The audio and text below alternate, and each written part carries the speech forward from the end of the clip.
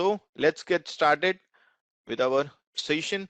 As we know, guys, this is a Cybersecurity Foundation Basics course, and we are learning domain 2, which is nothing but defensive security basics. Okay, this is a this is about me. Okay, let's go ahead and see the agenda of day 14 of this particular course, Cybersecurity Foundation course. So guys, in this particular session, we'll be talking about physical security. Okay, you will find that lot about physical security. Let's go ahead and talk about the agenda now. Here you will find that first topic is going to be a physical security in an enterprise. Okay, we'll be discussing what is physical security, why it is important, how to implement it, and how to implement it in enterprise, right? Then we'll be talking about physical security controls. What are the different kinds of controls are there in the physical security? Then we'll be talking about air gaps. Okay, this is again a one topic in itself, physical security. Then we'll be talking about safes and vaults. Okay, I guess you guys know about these safes and vaults. Okay, because in so many movies you will find that, yeah, like the movies which are like related to some robbery and all. So in those movies you will find these safes and vaults. Yeah, then we'll be talking about the HVAC as well as the hot aisle and cold aisle. Okay, so let's go into the first topic, physical security. What do you mean by physical security? As we all know, physical security refers to the measures put in place to protect a physical space or you know property from unauthorized access, right? So or we can say that we are not just protecting that anything like or either property or any kind of file data, you can say, from any kind of unauthorized access or theft or any kind of damage, or you can say any other threats, right?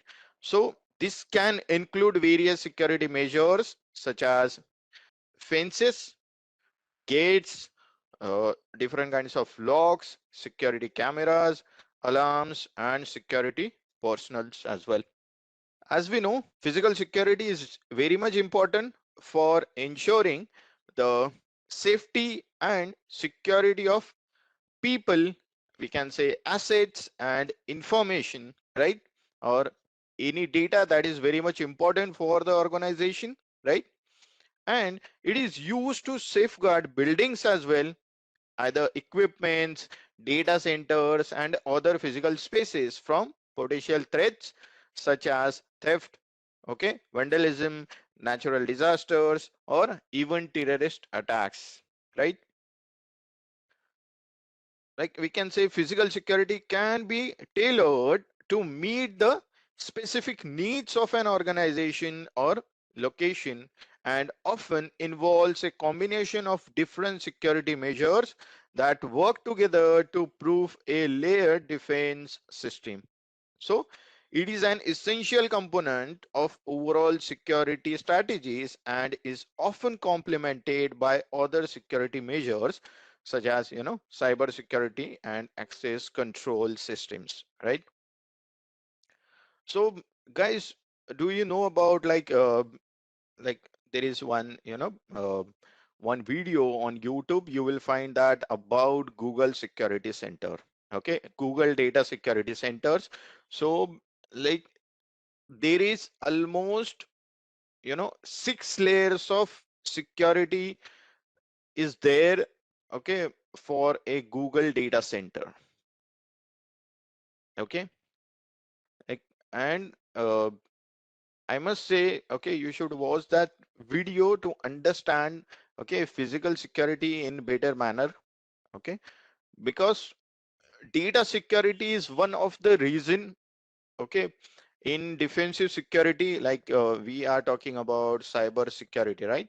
So defensive security is, in the terms of defensive security, this physical security is very much important, okay, when it comes to a data centers, okay, like starting from the gates, the fences, okay, all around the, data center, okay, then guards, then we can say that the, train dogs, right? Then, then you will find that the cameras are there, okay, which are, totally detecting the person from their face, okay, if the person, carrying a, gun, so, okay, like from long, okay, from a way long, okay, the camera can easily understand, yes, person is carrying a gun, right?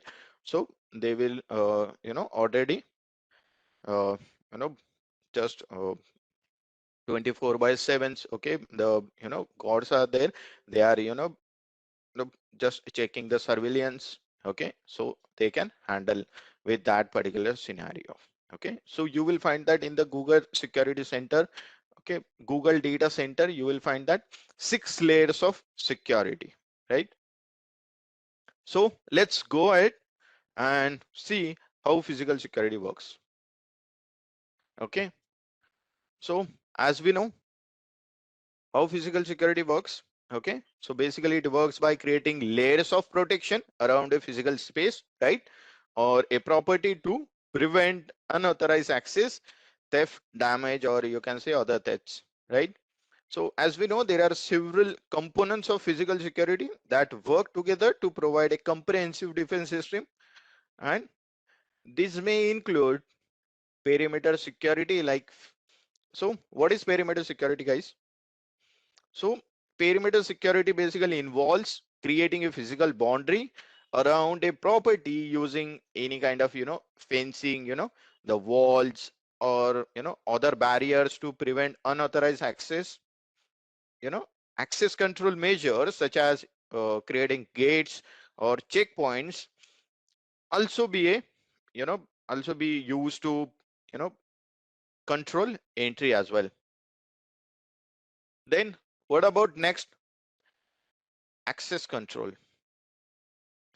So access control includes measures such as locks, keys, and access cards to control who is allowed to enter in the specific areas of a building or a property, right?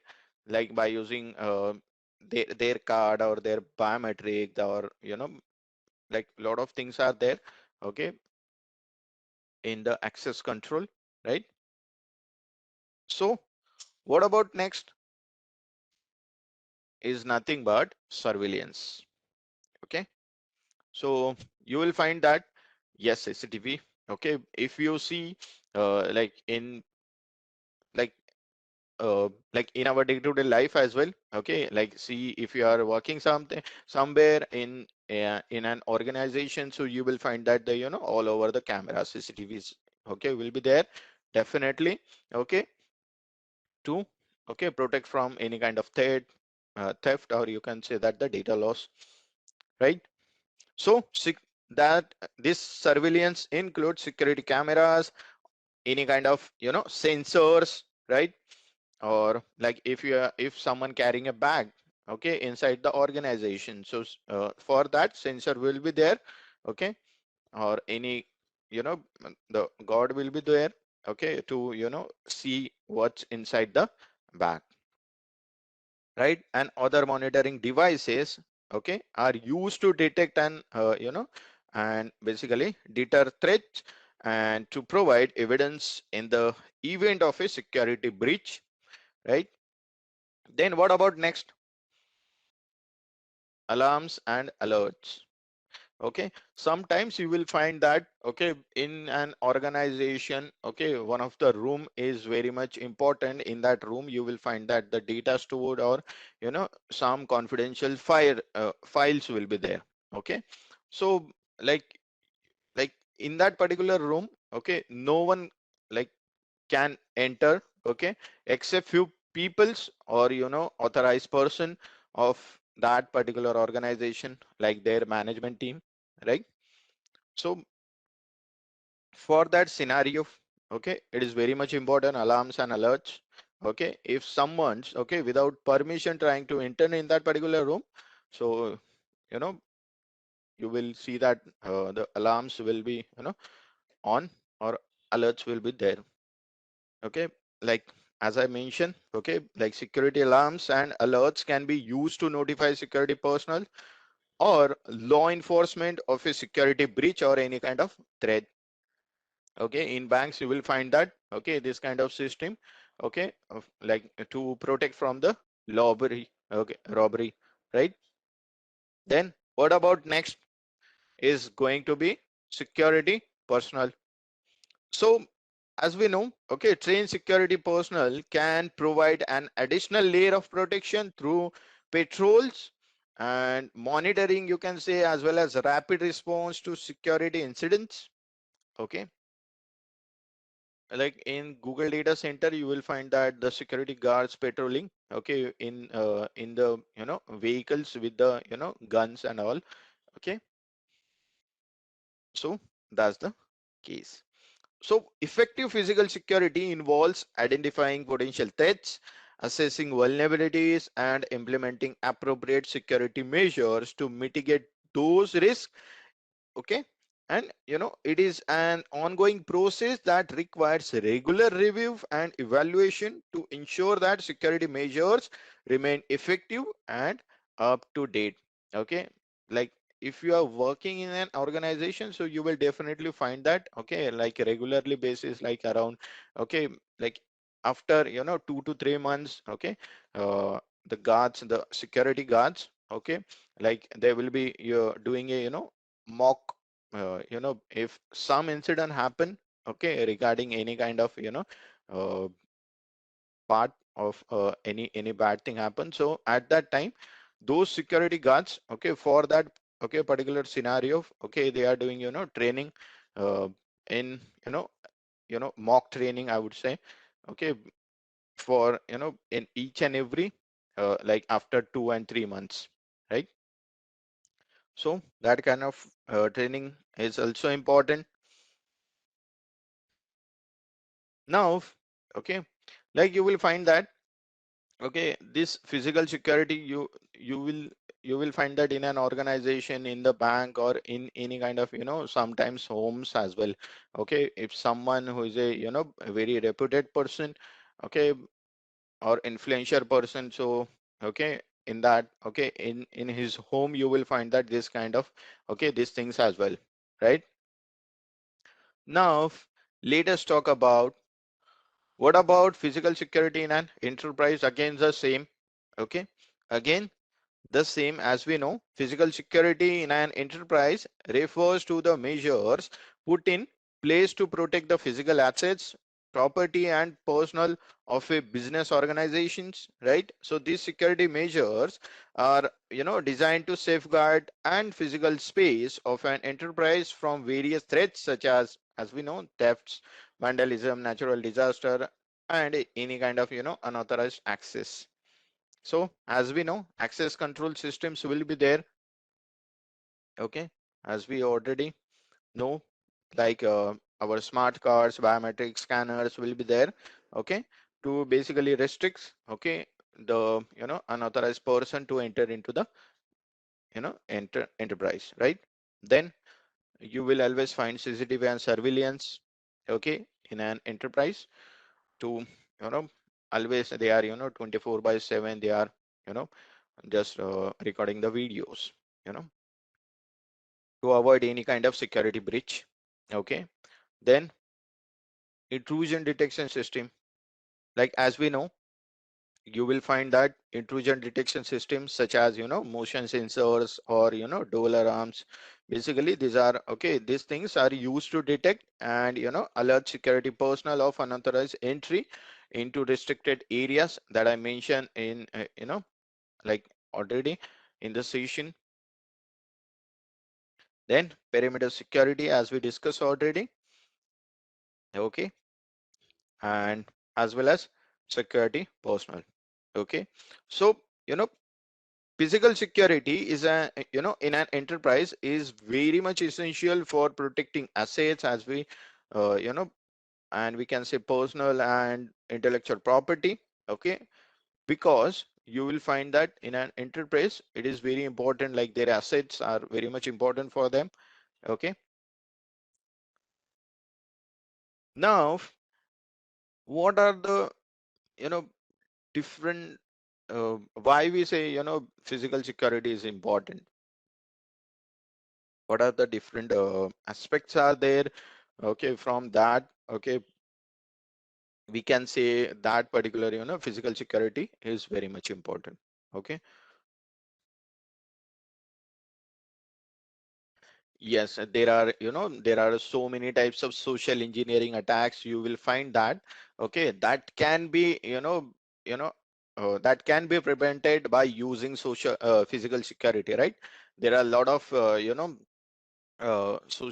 social engineering attacks. Okay, like tailgating attack is there. Okay, then okay, some, you know, network related attacks as well. Okay, if person is able to enter into the, you know, network of the organization, okay, so he can be able to access the network of the system and he can be able to hack that particular network, and you can, you know, compromise the network, you know, compromise the system, as well as he can be able to get the, you know, some data from the network as well, like a data breach, right? Yeah, as well as he can be, yes, he can be able to shut down the, you know, system as well, all the organization system as well, like we yesterday discussed. Okay, if we are talking about, you know, the importance of physical security, so we can again say protection of people. Okay, for an organization, the protection of their employees, okay, their you know, authorized persons, like their management team. Okay, it's very much important. Okay, that's why, okay, this thing, you know, protection of people is very much important. So, you know, as we know, physical security measures, okay, such as access control, surveillance cameras, and security guards. So basically this can help to prevent, you know, unauthorized individuals from entering in a facility or an area of an organization. So basically, okay, this thing reducing the risk of harm to employees, or, you know, their customers, or even their visitors as well. Okay, if something happen inside the organization, so, you know, you will find that there will be some kind of damage on their reputation, right? On their organization's reputation. So that's why it's very much important. Okay, so what about next? Okay, which is going to be the protection of their assets. Okay, like if we're talking about the protection of assets, as we know, physical security measures, you know, uh, you know, the locks. Okay, as we know, such as, you know, the locks are there, the alarm systems are there, and, you know, CCTV cameras are there. Okay, this can help to, you know, you know, protect physical assets, right? You know, such as equipment, some kind of inventory, or some kind of property from theft, damage, or destruction, right? Protection of information, right? As we know, like physical security measures such as the secure storage, okay, access controls, and encryption can help to protect sensitive information such as their financial data, their, you know, trade secrets, or any kind of, you know, personal information of their employees, right? So from any kind of theft or unauthorized access. Then what about next? Compliance. So as we know, physical security measures are often required by law, industry standards, and contractual agreements. Okay, so failure to comply with these requirements can result in legal or financial penalties, you know, damage to their reputation, or loss in business, you know, different opportunities, right? So you will definitely find that, okay, all these things will be there in the physical security. Okay, then what about next? Business continuity. Okay, to run the business in continuous manner, okay, physical security is very much important. Okay, if there is some issue in the physical security, so company will definitely face some kind of, the, the bad scenarios, okay, that will, uh, disturb the system, right? So because of that, physical security is very much important. And like we know, okay, there must be like power, backup power system inside the, in the organization, like emergency response plan, as well as disaster recovery plans should be there. Okay, and this can help to ensure business continuity in the event of a natural disaster or any kind of power outage or any other disruptive events, like cyber attacks or any kind of threats, right? Then what about next, which is nothing but the deterrence? Yes. Okay, you will find that some kind of defend is there, or some kind of um protection is there. Okay, and criminals must find like probability of like there is high chances of uh, you know some being caught by the the authorized security, right? So that is nothing but a deterrence. So we also say that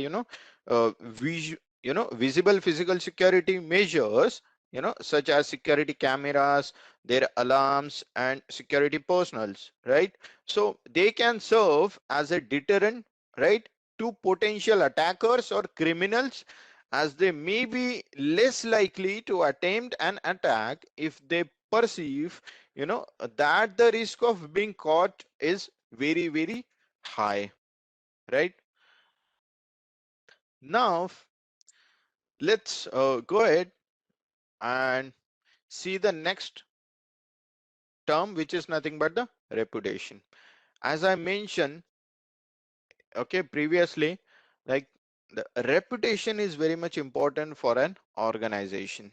Okay, if some kind of the some kind of interruption happen inside the organization, so you will find that some kind of damage in reputation.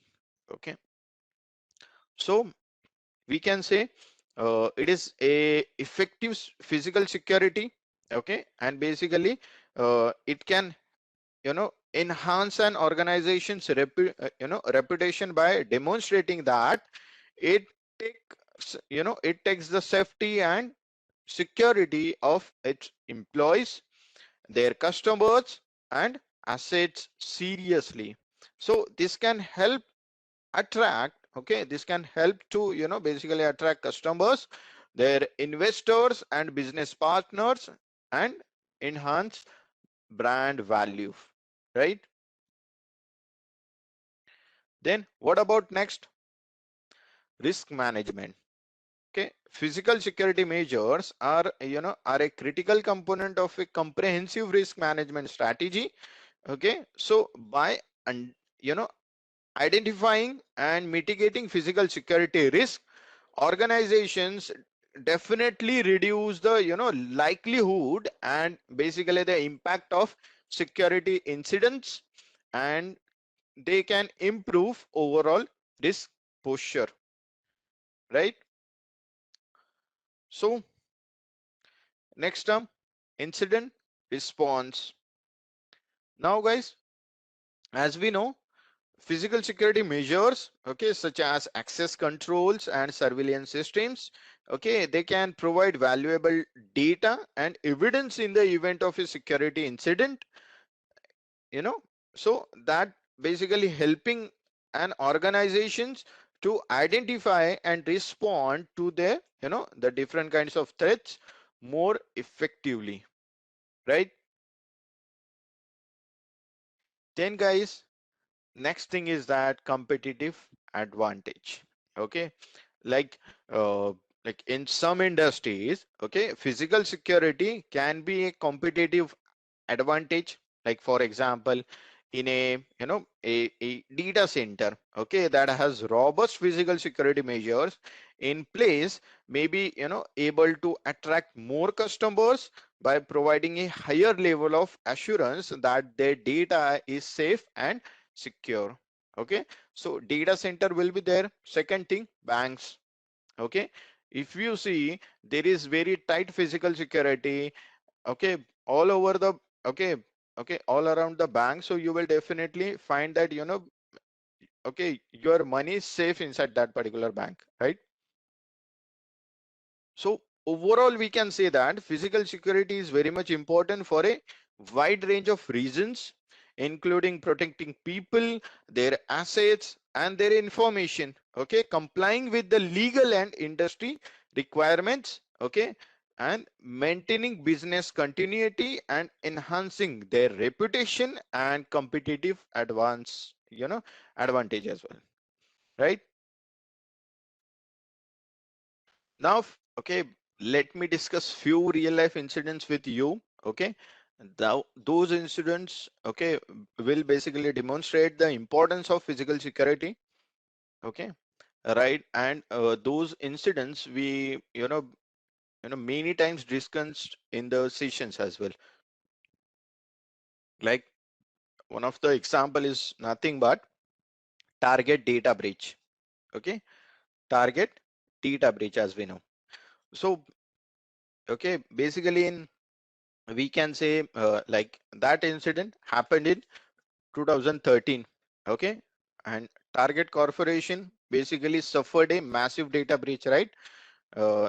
And basically in a result, you will find that there is a massive data breach around, you will find that the millions of customers data will be theft, right?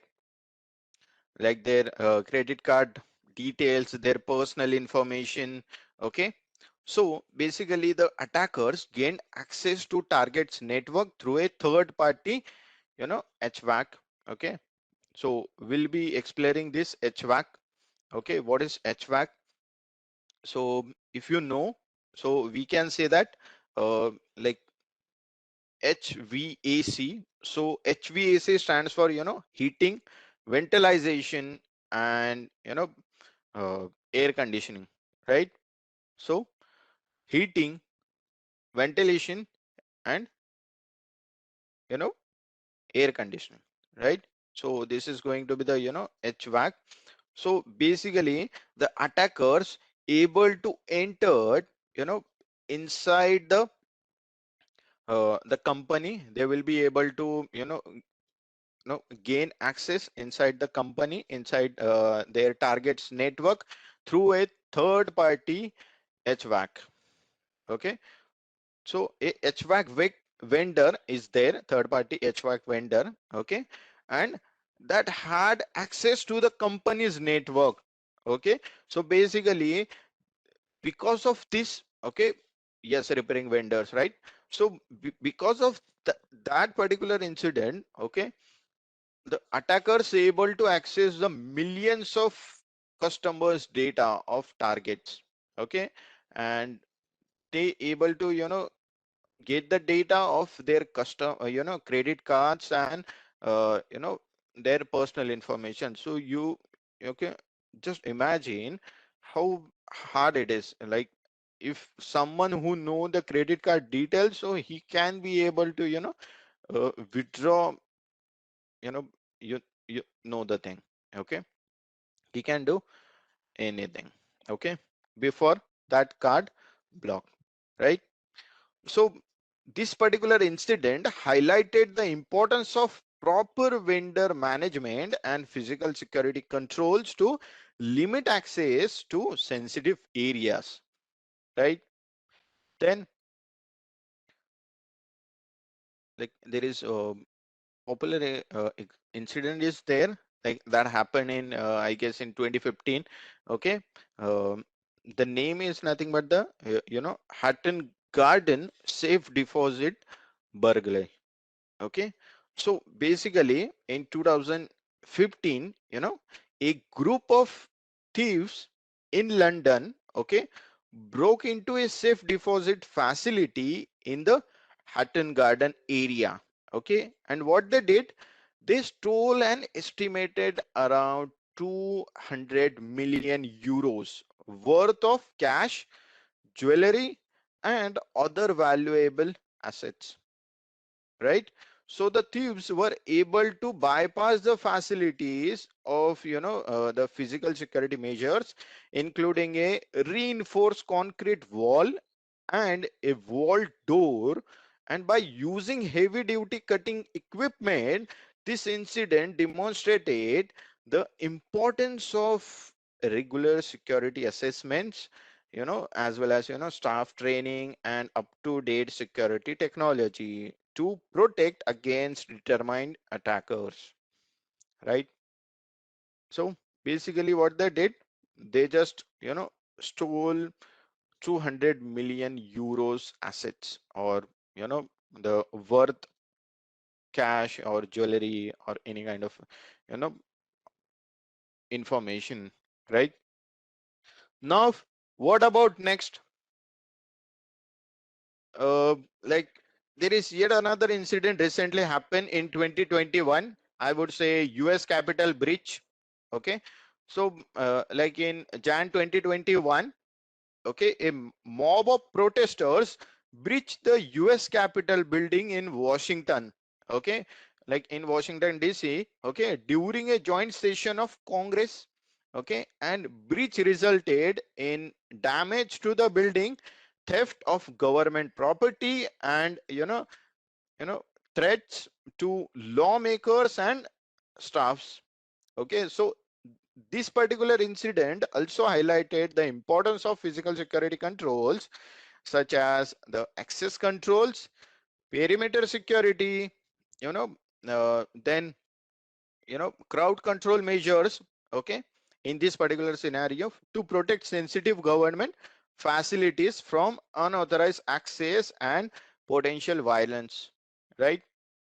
Likewise, okay, you will find that the so many attacks, cyber attacks, you will find that, okay, which are, okay, that those attacks happen because of some kind of weakness, I would say, some kind of loophole in the physical security, okay, or sometimes there is a lack of physical security, okay, because of that sometimes the threats or the theft happen, right? So like regular basis, on a regular basis, okay, there will be, okay, there should be like security trainings should be there, okay, and up to date physical security instruments will be there, okay, against any kind of theft or damage to the organization, okay.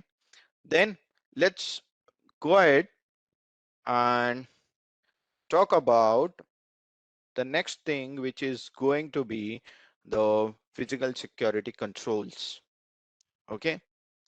Now as we know, uh, as we discussed, okay, these things like the different how physical security works, okay.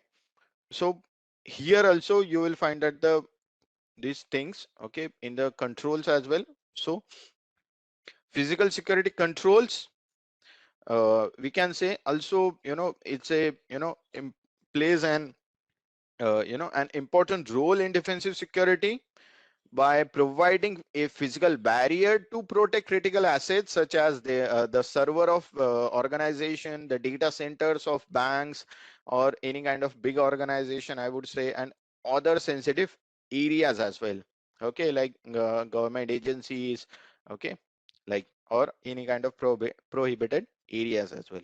So what are what are the different physical security controls are there, like access control systems.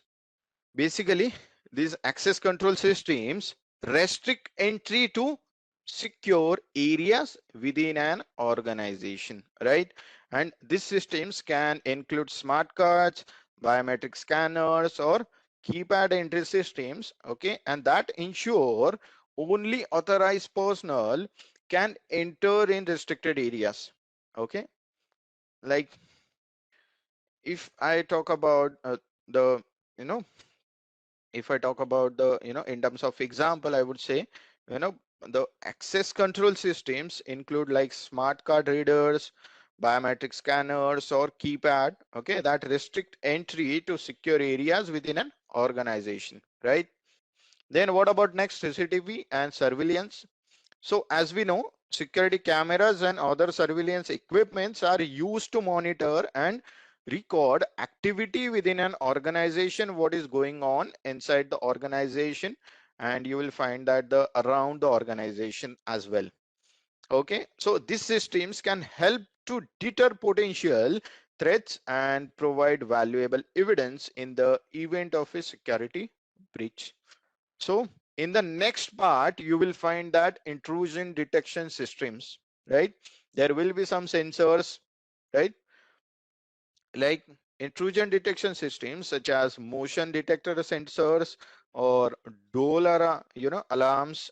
Okay, so these are used to detect and alert security personnel of unauthorized entry into restricted areas of an organization, right? Like the example of intrusion detection systems include motion sensors, glass break detectors, or door alarms, okay, that alert security personals of unauthorized entry into restricted areas, right, of the company. Then what about next?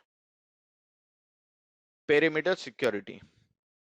Okay, so as we know, perimeter security is nothing but a, in simple term, we can say it's a physical barrier, right? Perimeter security is nothing but a security physical barrier, okay, such as fences, the gates, and security barriers that protect the perimeter of an organization and prevent unauthorized access, like, and also prevent you know many kinds of social engineering attacks as well, right? Like example of perimeter security measures include fencing, as I already discussed with you. Okay, like sometimes you will find that, okay, like someone, okay, like uh, following employee, okay, to get the entry with that employee, okay, to get the entry, like sometimes, okay, security might confuse, okay, like if someone, okay, is walking with uh, you know some employee, okay, so the security might allow that particular second person with the that particular employee, okay, so that thing will be dangerous for the system, because uh, sometimes if sometimes that employee, okay, don't know about that person, so in that case, okay, there might be some chances of some theft, or some attack, right? Then what about next? Security personals, right? So trained security personnel can provide an additional layer of protection through patrols, okay, their patrolling, monitoring, and rapid response to security incidents, right? Then what about next? Fire prevention and suppression systems. So as we know, okay, fire prevention and suppression systems such as fire alarms and sprinkler systems, okay, these are used to prevent and mitigate the damage caused by fires, okay. So you will find that all over the organization, if there is smoke detector is there, so they will attach a notice, okay, all okay, inside the organization, that you know like don't smoke, and like that. Then what about next? Environmental controls, right? So environmental controls such as HVAC systems, okay, sometimes, okay, if you find there is so much heat, okay, or temperature is very high, so okay, so air conditioning, okay, will okay is played a at that time will play a very crucial role to decrease the temperature of the system or of an organization, okay, like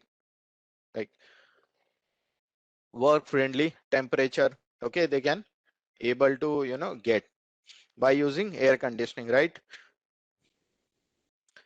So okay, this can be used to maintain appropriate temperature as well as humidity level in sensitive areas such as data centers or server rooms, right?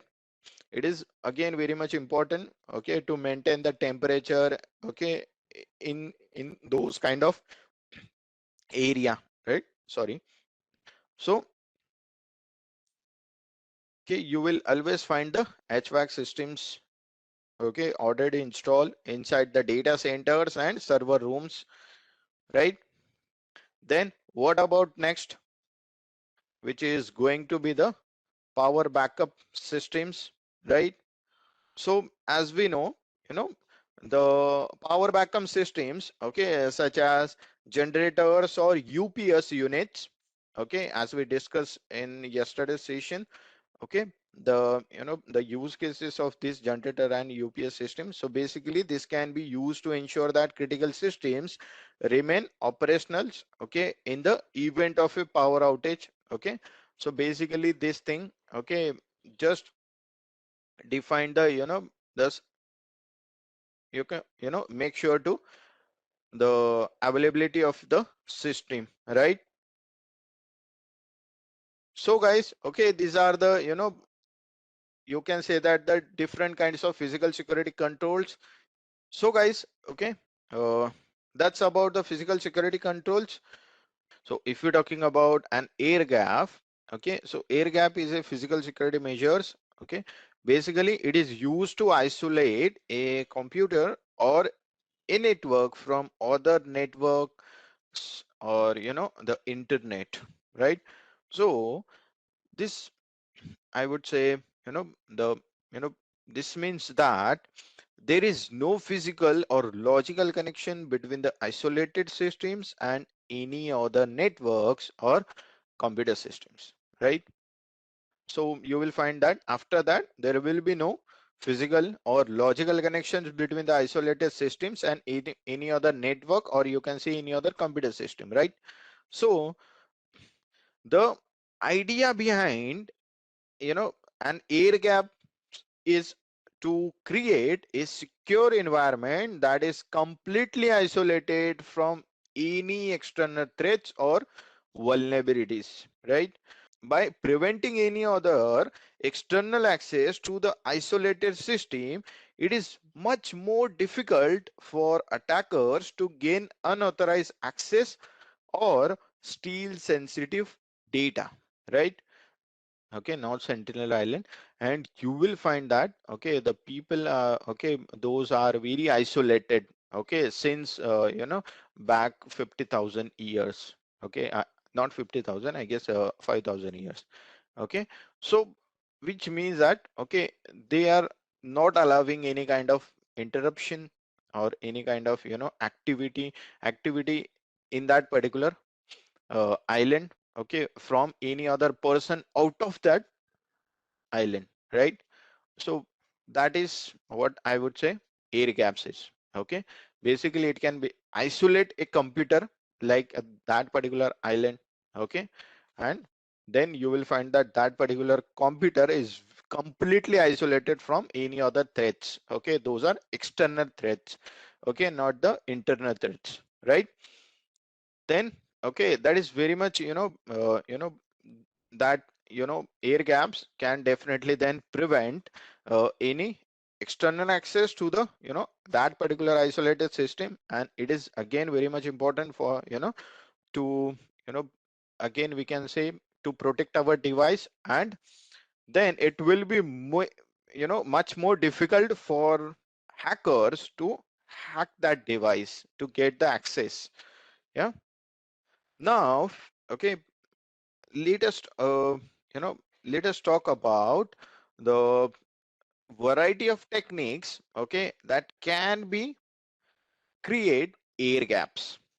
Okay, that can be create air gaps. Let's go ahead and understand the different techniques, okay, that can create air gaps. First one is going to be, I would say, physical isolation, right? So the most basic form of air gap is simply physically disconnected a system from any other network or computer system, right? Like for example, a computer that is not connected to the internet, right, or any other network is considered to be air gap. Okay, so that is what I would say physical isolation is. Okay, that can create air gaps. Okay, like for example, let's say a physical isolation is a computer that is not connected to any network or the internet, okay, which is commonly used in secure facilities such as military or government organizations, right? Then what about next? Network and segmentation. Okay, like more complex air gaps can be created using network segmentation techniques, okay, such as firewalls or network switches. Okay, so basically we can use this like the firewalls or network switches to to create a separate or a isolated network, right? Like if you talk about an particular example about network segmentation, so you know uh, network segmentation is a in the hospital, I would say. So basically that separates its medical devices, okay, like medical devices network, okay, from its guest network, right, to prevent unauthorized access to sensitive patient data, right? Then you also find that, okay, like the sometimes bank as well, okay. So you can't uh, get the access of the bank's network, right? You can't hack the password of bank's Wi-Fi and you can use the Wi-Fi. Okay, you can't do that. Okay, because you will find that the password will be very very hard to crack, or okay, you can't even go inside the bank's network. Okay, sometimes it might happen, okay, but it is very very difficult, right? Because there will be several layers of firewalls you will see, right? Then what about next? One-way data transfer. Okay, one-way data transfer is there, which can create air gaps. Okay, as we understood what is air gap. So air gap, as we know, it's just isolating the system, our system, okay, from various different external threats. So by using one-way data transfer, okay, we can be able to create air gaps. Okay, so like in some cases, okay, it may be necessary to transfer data between an air gap systems, okay, so and another system or network. So here we can say the one-way data transfer techniques, okay, such as a USB drive to transfer the data from an air gap system to another system, okay, and it can be used to accomplish this without compromising the security of the air gap. Okay, so if you're talking about an example of one-way data transfer, so it is, I would say, a voting machine, right? Yeah, so you will find that, okay, like the voting machine, depending upon the the person who is giving the vote, okay, it can just create the the just create the one just print on the paper, okay, that the person, put the vote for, and then you will find that that paper, okay, is inside the a secure box. Okay, so basically, okay, then, or as well as there will be, other voting machines as well. Those are connected to the, as a small software which is not online, offline, I would say. So, so basically voting machine, okay, that uses a USB drive to transfer voting data to a central tabulation system, okay, without transferring data back to the voting machine. Okay, this is going to be a one-way data transfer, okay, which helps to prevent hacking and manipulation of election results. Okay, then what about next? Faraday cages. Okay, a Faraday cage is a metal enclosure, okay, that is designed to block electromagnetic signals, right? So that is just a metal enclosure, okay, and we can use to, block electromagnetic signals, okay, by placing a device or network in a Faraday cage, right? So it is effectively isolated from outside electromagnetic interference, so which can be a potential source of attack, right? So like for example, uh, like a Faraday cage is a, you can consider as a, a room, okay, in a research laboratory, okay, that is lined with metal maze to block electromagnetic signals and prevent interference with sensitive experiments, right? You will always find this, okay, in the research laboratory, right? So what about next, which is going to be optical data diodes? So if we talk about optical data diodes, so these are the devices that enable one-way communication of data between two systems by converting electronic signals into optical signals. Okay, so this technique can be used to securely data transfer between an air gap system and a connected system without the risk of data being transferred back to the air gap system, right? So if we're talking about the example of optical data diodes is a power plant that uses them to securely transfer data from its control system, right, to a monitoring system without the risk of data being transferred back to the control system. Okay, so basically which helps to prevent cyber attacks or sabotage, right? Okay, you are, converting your electronic signals into optical signals. Okay, means you converted your signals from electronic to opticals. Now basically, okay, after converting this, you can't convert this again into the, optical into the, or you can say that the vice versa, right? So this will become a secure data transfer between an air gap system and a connected system without the risk of data being transferred back to the air gap system, means vice versa, right?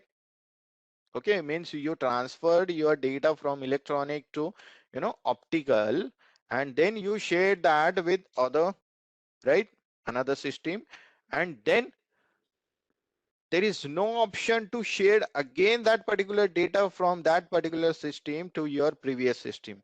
Okay, that is nothing but optical data diodes. Okay, and the very, famous example or application, I would say, of optical data diodes is in the power plant. Okay, so, they are using them, okay, to securely transfer their data from its control system to a monitoring system without the risk of we transfer back to again control system, right? So which helps to prevent any kind of again attack or any kind of sabotage, right? Now let us talk about the next term, virtual air gaps. Okay. Now, as we know, there are a lot of softwares are there and they can do, okay, softwares can be created for many different reasons, for for doing many different tasks. So here also you can create a software as a virtual air gaps. Okay, so we can say it's a software defined network that is isolated from other networks or other systems as well, using encryption and access control policies. Okay, so basically this approach can be used to create a secure network environment for sensitive data or their sensitive systems, okay, of an organization without the need for physical isolation, right? So for example, we can say, you know, VPN. Okay, VPN. So like, let's say, a financial institution is there and that uses a secure virtual private network, VPN, okay, for creating a separate network for its trading floor to prevent any kind of unauthorized access to their, okay, to its sensitive financial data. Okay, so that is nothing but the example of, or an application of virtual air gaps. So what about next, hardware isolation?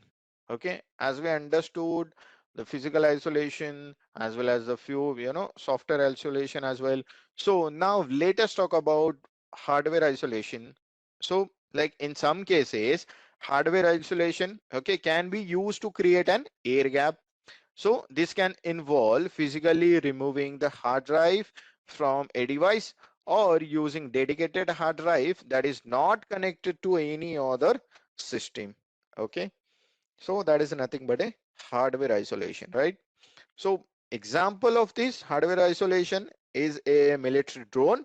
Okay, so that has its hard drive physically removed after a mission to ensure that, okay, that particular sensitive mission's data is not accidentally or intentionally transferred to another system, okay, or leaked, and that data publicly available.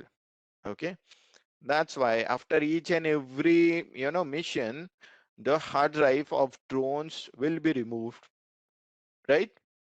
Now let us go ahead with further term, manual data transfer. Okay, like as we know, okay, as we all know, manual data transfer, basically it is nothing but a physically transferring data between an air gap systems and another system using removable media such as our USB or external hard drive. So this approach can be time consuming and labor intensive, I would say, but it can be an it can be a effective way to ensure the security of your sensitive data or organization sensitive data, right? So like for example of this particular manual data transfer is a company that uses a USB drive to transfer their sensitive data between two separate networks, okay, that are physically disconnected from each other, okay, which helps to prevent data breaches or cyber attacks, right? Okay, like if we're talking about the air gaps in defensive security, so in defensive security we can say air gaps are used as a physical security control to prevent any kind of unauthorized access to critical systems or the data of an organization, right, or enterprise. So an air gap is a physical separation between two or more system, as we know, or the network, okay, which can prevent the transfer of data or communication between them, right? So as we these air gaps, okay, like they are they just used in in defensive security, okay, to isolate sensitive systems or data from the internet or other networks that may be vulnerable to cyber attacks. Okay, so by implementing an air gap, organization can limit the potential attack surface, right? And prevent cyber criminals from gaining access to critical systems or data of an organization, right? Like as I mentioned, okay, in a nuclear power plant, okay, they may use air gaps to isolate critical control systems from the internet to avoid any kind of attack, right? Because in a nuclear power plant, security, physical security, as well as network security is also very much important, right? So okay, if hacker is able to gain access, okay, inside nuclear power plant, okay, so you will find that there is not less than disaster, I would say. Okay, that kind of thing happen. So to prevent this, prevent the hackers from gaining access to the control systems and causing a catastrophic event, okay, such as nuclear meltdown, okay, so we can use air gap isolated systems, right? So we can also say that it's an important to note that air gaps are not foolproof. Okay, they are not foolproof and can still be breached by determined attacker. Like for example, attackers may use physical means such as USB drives or other removable media to introduce malware or other malicious code into an air gap system as well. Okay, so we can say, okay, there are some limitations of air gaps as well. Okay, so as we know, okay, like laptop, okay, like for entering any kind of data inside the laptop, we need to connect at least USB, okay, with that laptop. Okay, and if that USB is corrupted, so which means that it will definitely corrupt your isolated laptop as well. Okay, so we can say air gaps are not 100% foolproof. Okay, so what are the limitations are there, okay, of the air gaps? So let us talk about that. So as we understood what are the different uh, things are there, okay, of air gaps.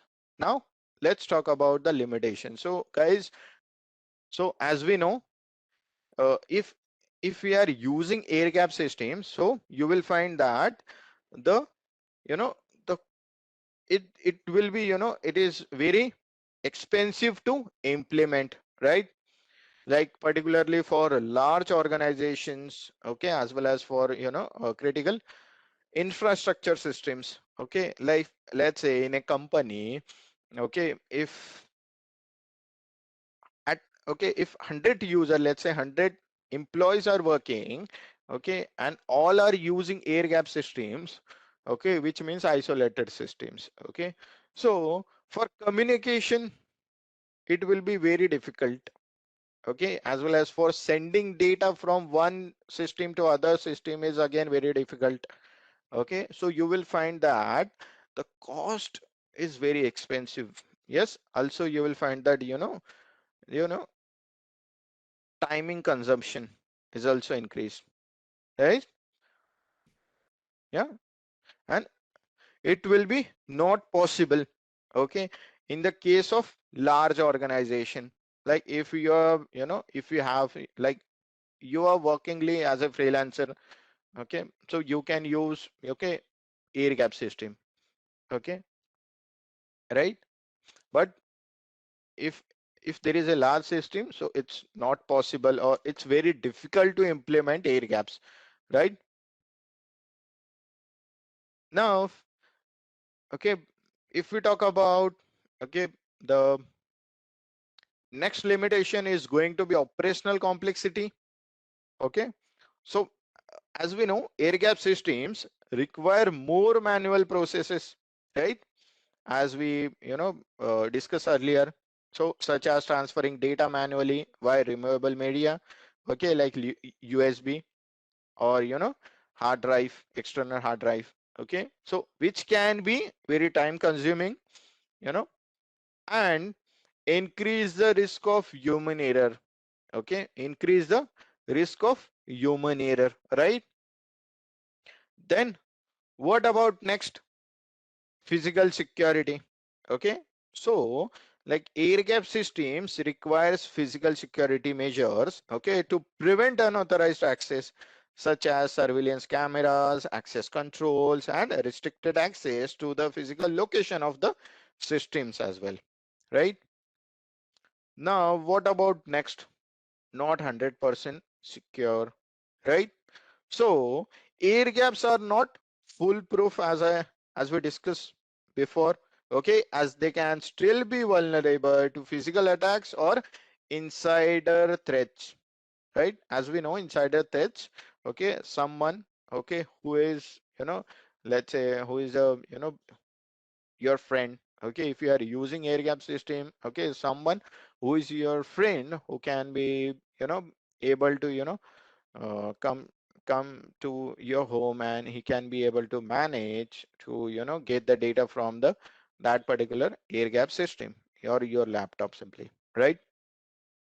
So we can also say that it's not 100% foolproof, like, as we discussed, someone with authorized access to the system intentionally or unintentionally transferring data, okay, like as we know in real time, okay, as we one of the incident of, Tesla, okay, Tesla employee, I guess in 2018, I guess, or 2016, I don't know exact year, but at that time, okay, one of the employee of Tesla, okay, just, copied few documents, okay, and that employee shared that document publicly, okay, and then what happened, okay, the you will find that there will be news, okay, all over the, the media, you will find that, okay, about the same incidents, okay, so you will find that the reputation damage of the Tesla is there, okay, was, okay, happen at that time, okay. Limited connectivity, right? As we know, if system is not connected to the network, okay, or internet, so you will always find the limited connectivity, right? So like air gap systems are basically isolated from other networks, right? So which limits their ability of access or like the data sharing part, okay, with other systems, right? So this can be a disadvantage in certain industries such as healthcare industry or finance industry, okay, where data sharing is, critical part of that particular system, right? Then what about next? Difficult to update, okay, if you are using isolated system or air gap system, so which means that, okay, if you are not, uh, you know connecting that your system to the internet, so it will be very difficult to update, right? If there is a patch in your system, okay, so like it's you can say that the it's very very difficult for you, okay, basically, okay, uh, like for updation, okay, as we know, there is a, requirement for and connectivity of internet, so that's the point. And okay, sometimes uh, like if you are using a device which is uh, which is isolated one, okay, and after, like few months, like after few months, okay, you wanted to update that particular device, okay, and like few attackers are, waiting for that situation, and you connect your device, you just connected your device to the internet, and they can simply hack your device because you are using a very, outdated software or outdated operating system. So you will find that, okay, you can just simply search on the internet what are the different vulnerabilities are there in the Windows 7, okay, what are the different vulnerabilities are there in Windows 7. So you will find that lot of vulnerabilities are there, and for each and every vulnerability you will find that there is a code. Okay, so you will find that that code is in 6 digits, right? So imagine what are the different numbers of vulnerabilities are there. Okay, so that's the again issue. Okay, it's very difficult to update your isolated systems or air gap system. Okay, and talk about safes and vaults. Okay, so guys, uh, like as we know, like in the cupboard, okay, like I guess each and everyone has cupboard, right? One cupboard in your home. Okay, you are using that cupboard to store, your clothes and all, as well as your, money, your you know any, jewelry, right, inside that cupboard's locker. Okay, so that particular locker is nothing but the safe, right? The safe. Yes. And what about vault? Vault is nothing but a big, I would say, very big, the door, okay, with, lot of, the securities. Okay, you will find that, okay, to open that particular door, you will have to, use your biometrics, okay, as well as, password and a lot of different things, right? Sensors as well, right? So let us talk about safes and vault, right? So if we talk about safes, so safes are secure storage devices that are designed to protect valuable items such as cash, jewelry, documents, okay, like your, like the, you know, the, any land document or any other assets as well from theft or any kind of fire or other forms of damage, right? So basically safes are typically made of durable materials such as steel or concrete, okay, and are equipped with locking mechanisms that can be opened with a key combination or electronic code, right? And as we know, safes comes in various sizes. Like if you are using in your home, so you will find that the very small size of safes will be there. Okay, if any organization is using, let's say bank, so you will find that the very big safe is there. Okay, so you will always find that those safes, okay, will be, okay, will come in various sizes, shapes and levels of securities, right? So some safes are designed for home use and can be bolted to the floor or wall, right? While others are designed for commercial use and can be used to store larger items such as firearms or important documents. Like jeweler use the, big safes, okay, to store all the jewelry inside that, right? Safes can be categorized based on, you know we can say that, okay, based on their level of protection, okay, which is typically measured in terms of fire resistance and burglary resistance, right? So fire resistant safes are designed to protect the contents, from damage, due to fire, while burglary resistance safes are designed to prevent unauthorized access and protect, the contents from theft. Okay, then you will also find that the some additional features of the safes, like, alarms will be there, sensors, different kinds of sensors, you will find that, backup power supplies, okay, to enhance their security and reliability. Okay, and you will also find that, some safes, okay, are also designed to, conceal, such as floor safes or wall safes, okay, to provide additional layer of security and prevent unauthorized access.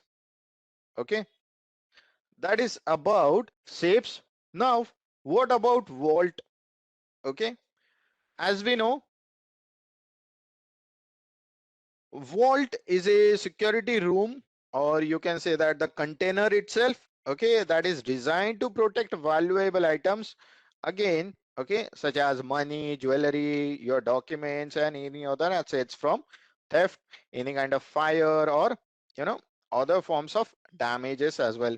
So these vaults, okay, are basically typically made of reinforced concrete or steel, and are equipped with strong doors, okay, like locking mechanisms as well, and other security features, okay, basically to prevent any kind of unauthorized access, right?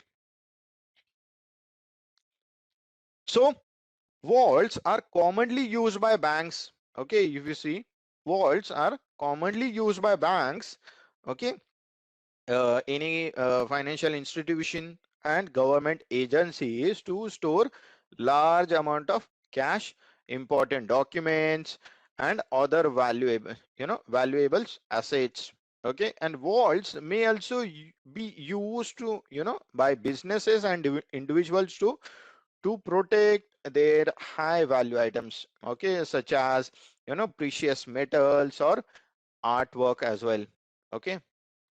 Now, okay, after this, let us talk about the different kinds of shapes and walls, okay. Like, as I as you see in this particular picture, in the first picture you will see that the safe, and in the second picture you will see that the vault, okay. Now, what is the difference between safes and vaults? Okay, that's why I uh, you know show you over this the pictures of shapes and vault. The first difference is in the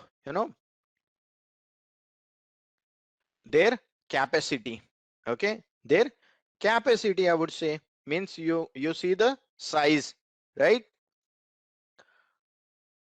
So if we talk about you know the safes, so safes are designed to store a smaller amount of valuables, okay, while vaults can hold a large amount of valuable items, right?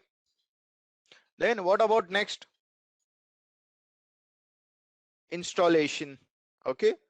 So as we know, safes can be installed in a variety of locations, including walls, floors, and ceilings as well, okay, while vaults are usually built into the structure of a building, right? Built into the structure of a building, okay. Then what about next? Weight, okay, it's weight, okay. As we know, vaults are much heavier than safes, okay. You will find that okay, these safes, okay, are not this much small, okay. In home you will find that this much small, but like when in many different scenarios, like in jewelry shops, okay, so you will find that the safes are much bigger, okay, right? So okay, as we know, these vaults are much heavier than safes, okay, as they are made of thicker and heavier materials to provide greater protection, okay, as compared to safes. Then what about next difference, which is nothing but access, right? So as we know, safes usually have a single door, okay, while vaults may have multiple doors and chambers with various levels of access controls, right? Then what about next? Customization, okay. Like, as we know, safes are often customizable, okay, with different sizes, locking machines, okay, and other feature, okay, available, while vaults are typically custom built to fit the specific needs of the organization or an individual, right? What about next? Purpose. Okay. So as we know, safes are commonly used for personal or small business use, right? While vaults are used by financial institution, government agencies, and large businesses that require the highest level of security, right? So these are the basic differences, okay, between safes and vaults. Okay, overall we can say that the safes and vaults are both effective, okay, physical security measures that provide protection for valuable items. Okay, however, vaults are more comprehensive security solutions that are designed to provide the highest levels of protection against a range of potential threats. Let us talk about, okay, the real life incidents that highlights the importance of these safes and vaults in physical security. First, we'll talk about the few real life incidents, okay, about this, and then we'll talk about the again the few real life incidents, okay, about safes and vaults, okay, but in defensive security. Okay, so let's go and understand these things. Okay, so as like one of the example that I already mentioned, like Hatton Garden safe deposit burglary, right? So as we know, okay, the the group of thieves, okay, just broke that particular vault, okay, at the Hatton Garden safe deposit company, right? And they can be able to stole the you know the around 200 million euros, right? So 200 million euros of worth, like the money, uh, the cash, jewelry, gold, and any valuable items as well. Okay, so this is the one of the incident. Then what about next? Okay, like the uh, like again you will find that the robbery, okay, that happened in 2005, okay, in a Banco Central, right? So basically, again a group of thieves in Brazil carried out what was then considered the largest bank robbery, you know, in the history. Okay, when they tunneled into the vault of the Banco Central branch in the the one of the city of Brazil. Okay, and the thieves stole approximately $70 million in cash. Okay, making off with 3.5 tons of Brazilian real notes. Okay, how many notes? 3.5 ton. Okay, so the incident highlighted the importance of again physical security measures such as perimeter security and access controls to prevent unauthorized access to the sensitive areas where safes and vaults are locked. Now guys, okay, have you watched, okay, Fast 5? Why I'm telling you this? Because okay, this scenario that I told you, okay, that scenario is is there inside the movie. Okay, is you will find that that movie is based on that particular scenario that happened in 2005. Yeah. So now, what about next? What are the different scenarios, real-time scenarios are there, okay, about safes and vaults, okay, that is related to defensive security, right? So as we know, safes and vaults are commonly used in defensive security to protect physical assets and sensitive data from theft, vandalism, and destruction. Okay, so as we know, uh, like uh, not this, okay, like protecting cash and valuables, right? So we can use the safes, okay, and vaults, okay, commonly to protect cash, jewelry, okay, or any other valuable items for theft, okay, as well as banks and casinos and retail stores often use safes and vaults as well to secure their assets too, right? Now what about the like storing sensitive data, okay, in data centers as well, okay, okay, data centers used, okay, the safes and vaults, okay, to protect data from insider as well as outsider threats, right? So that is again the one of the use case of safes and vaults in defensive security in data centers. Then in disaster recovery as well,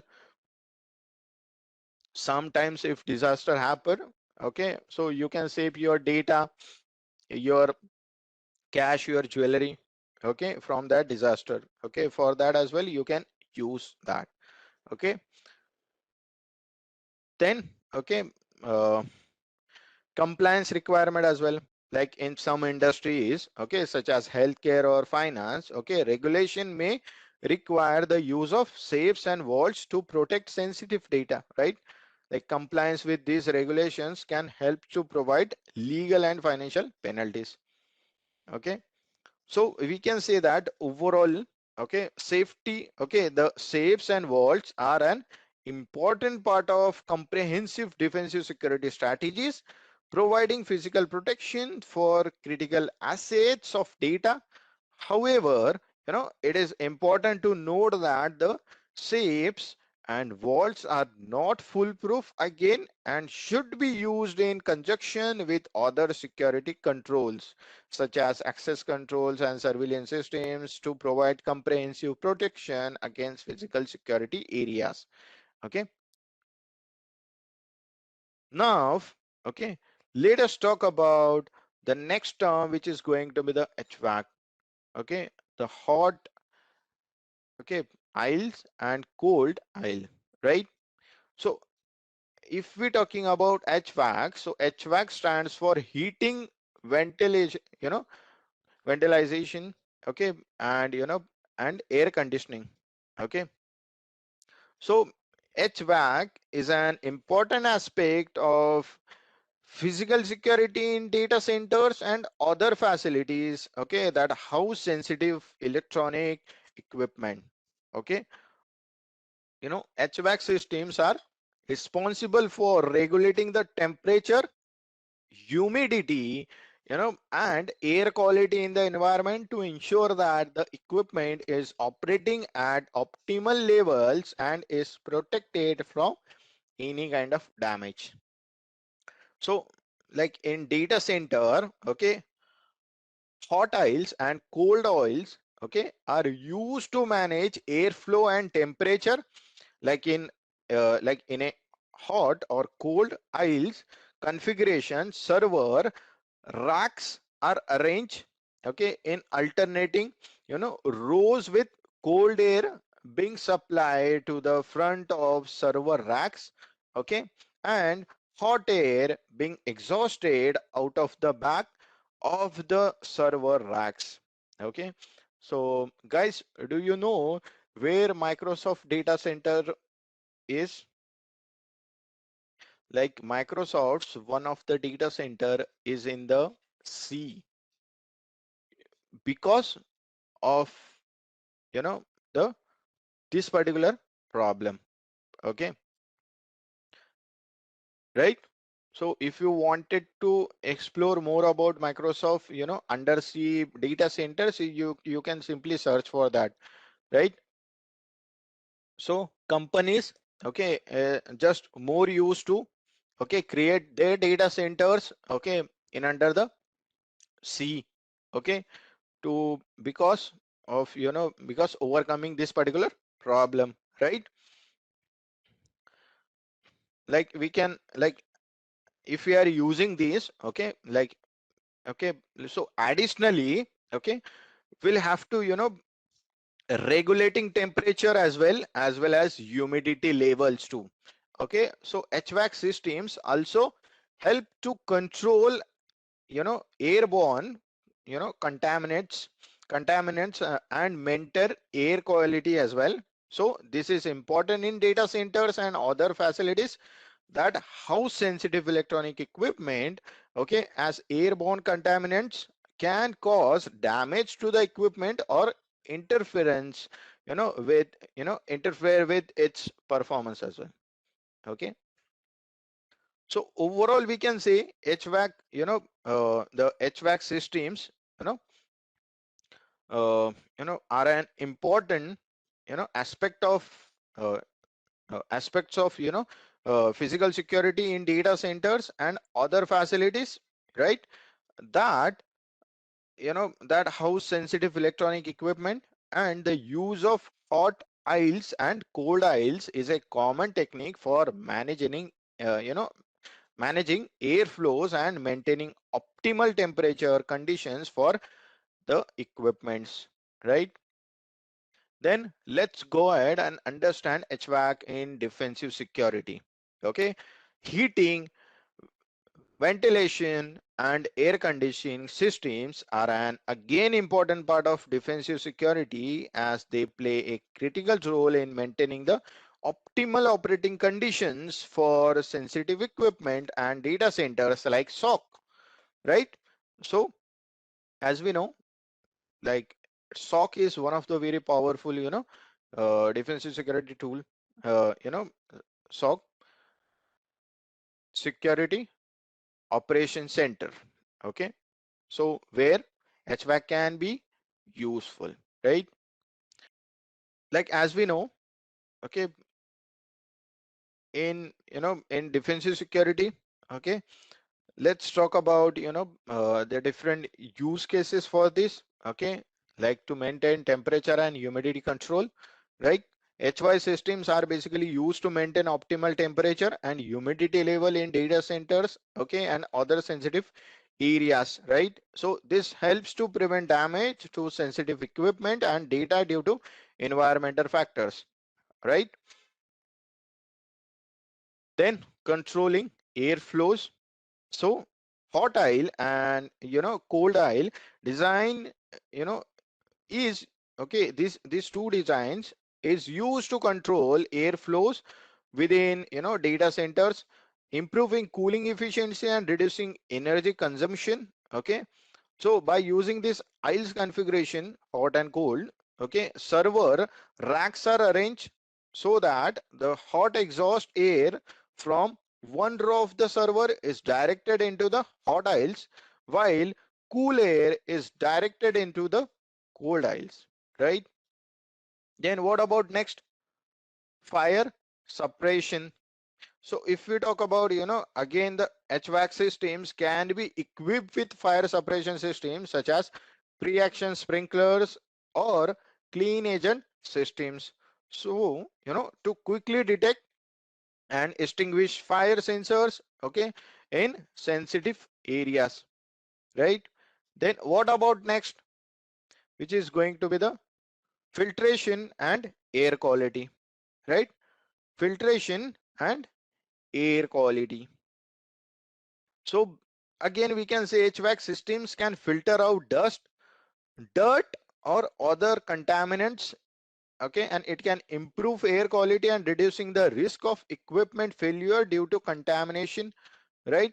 So overall, we can say that the HVAC and, the hot aisle and cold aisle design are basically very important components in defensive security, okay, which is helping to, maintain optimal operating conditions for critical equipment for data.